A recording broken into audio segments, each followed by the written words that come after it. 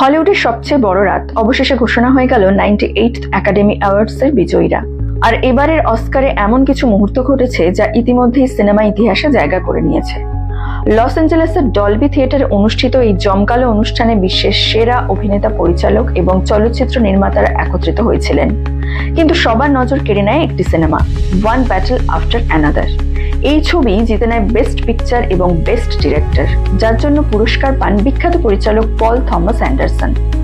এক কথায় বলা যায় অস্কারের মঞ্চে যেন রাজত্ব করেছে এই সিনেমাই। অন্যদিকে বেস্ট অ্যাক্টর বিভাগে সেরা অভিনেতার পুরস্কার জিতে নেন মাইকেল ডি জর্ডান তার শক্তিশালী অভিনয়ের জন্য সিনেমা সিনার্সে। ঘোষণার মুহূর্তে পুরো হল দাঁড়িয়ে হাততালি দেয়, এক আবেগঘন মুহূর্ত তৈরি হয়। আর বেস্ট অ্যাক্ট্রেস বিভাগে সেরা অভিনেত্রীর পুরস্কার পান জেসি বাকলে তার অভিনীত সিনেমা হ্যামলেটের জন্য। তার আবেগপূর্ণ ধন্যবাদ বক্তব্য সোশ্যাল মিডিয়ায় ইতিমধ্যেই ভাইরাল। তবে এখানেই শেষ নয়, এবারের অস্কারে আরেকটি গুরুত্বপূর্ণ ইতিহাস তৈরি হয়েছে।